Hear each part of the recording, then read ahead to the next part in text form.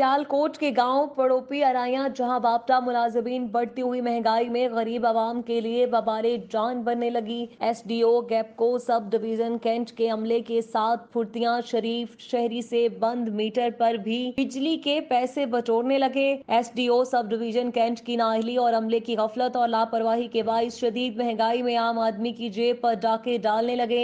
एक तरफ महंगाई से आम आदमी पिस कर रह गया तो दूसरी तरफ बापदा माफिया आवाम को लूटने लगे। एक माह से बंद बिजली के मीटर पर मेहनत कश को 3,750 रुपए बिल भेज दिया गया, जिससे गरीब शहरी की जेब पर सरेआम डाका डाला गया है। बंद मीटर पर बिल आने से शहरी परेशानी में मुब्तला होने लगे। शहरियों का कहना है कि हम अपने मसले के हल के लिए एसडीओ के पास जाते हैं तो शहरियों से नारवा सलूक किया जाता है। मुतासरा शहरी का कहना है कि बापदा एहलकार मीटर खराब होने का बहाना बनाकर पैसे बटोर रहे। इस सिलसिले में शहरियों ने डिप्टी कमिश्नर सियालकोट से मुतालबा करते हुए कहा कि इमरान लाइन में और अफजल मीटर रीडर और दूसरे ऐसे करप्ट मुलाजमीन के खिलाफ सख्त से सख्त महकमाना कार्रवाई अमल में लाकर शहरियों को रिलीफ फराहम किया जाए।